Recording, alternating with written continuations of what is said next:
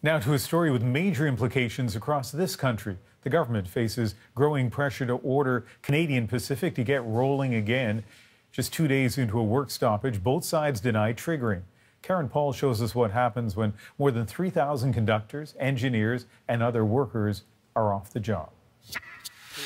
These parents recently welcomed the 7th generation of their farm family, even as fears are mounting about their future. It's scary because, yeah, it is one more thing, one more stress to add to a farmer, specifically here in the prairies where we depend very highly on our rail service.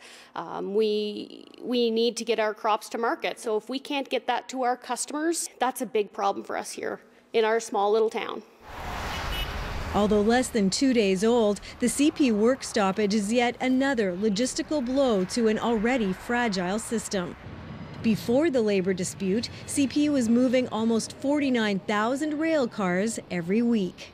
Is the most critical mode of delivery in the country. Which means it's a growing concern here amid calls for back-to-work legislation. So what will the government do to immediately address this situation?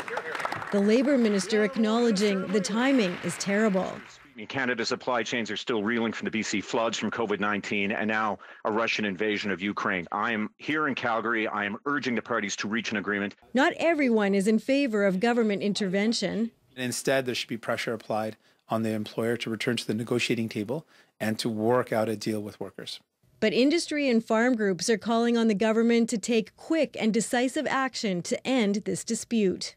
This could be the most devastating thing that we've seen. As he checks on his barley, this farmer is torn. Luckily, we live in a place like Canada where people do have the right to strike and the right for workers to stand up for a better living wage, and I support that as well. Negotiations are ongoing with the help of a federal mediator. Neither side is talking about the progress, but there's no doubt they're feeling the pressure too. Karen Pauls, CBC News, Winnipeg.